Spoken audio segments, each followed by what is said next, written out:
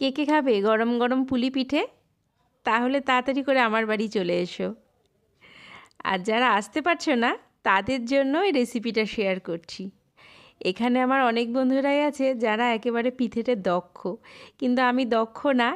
আমার অদক্ষ হাতে কিভাবে করলাম, আমার মতন যারা অদক্ষ বন্ধুরা আছে তাদেরকে দেখাচ্ছি।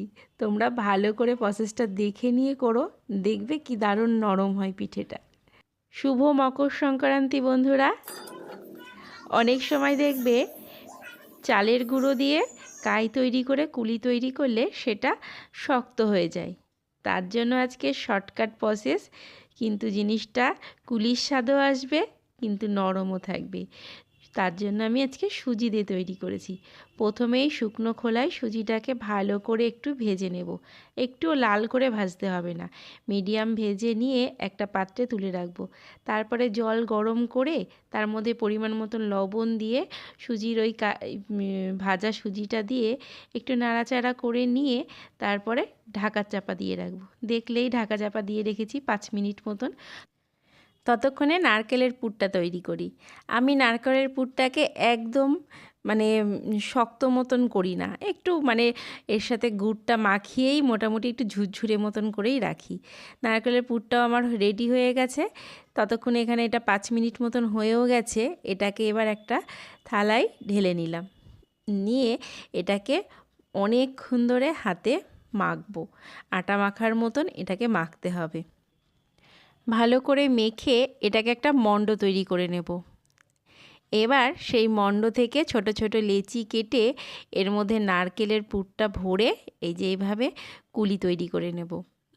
দেখো আমি প্রত্যেকটার মধ্যে নারকেলের পুর ভরে সব কটা কুলি তৈরি করে ফেললাম।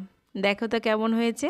আমি কুলি ভালো করতে পারি না, এরকমভাবে আজকে দেখালাম। এরপরে আর একদিন অন্যভাবে কুলি তৈরি করার প্রসেস তোমাদের সাথে শেয়ার করব। ততক্ষণে দুধটা বেশ ঘনও করে ফেলেছি। এবার এর মধ্যে দিয়ে দেব খেজুরের গুড়।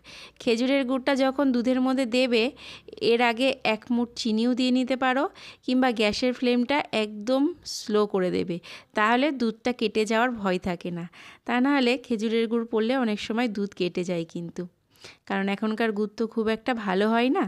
দেখো দুধ আর গুড় ভালো করে ফুটিয়ে নিয়ে পুলিগুলো দিয়ে আরও 4-5 মিনিট মতন এটাকে টকবগিয়ে ফুটিয়ে নেব। ফুটিয়ে নিলেই রেডি হয়ে যাবে এত দুর্দান্ত নরম সফট সুজি দিয়ে তৈরি করা কুলি পিঠে। শীতের রাতে এরকম 2 পিস কুলি পিঠে পেলে কোনো কথাই হবে না। দারুণ হয়েছিল। তোমাদের রেসিপিটা কেমন লাগলো জানিও। ভালো লাগলে লাইক করো, কমেন্ট করো। আমার চ্যানেলটাকে ফলো বা সাবস্ক্রাইব করতে একদম ভুলো না কিন্তু।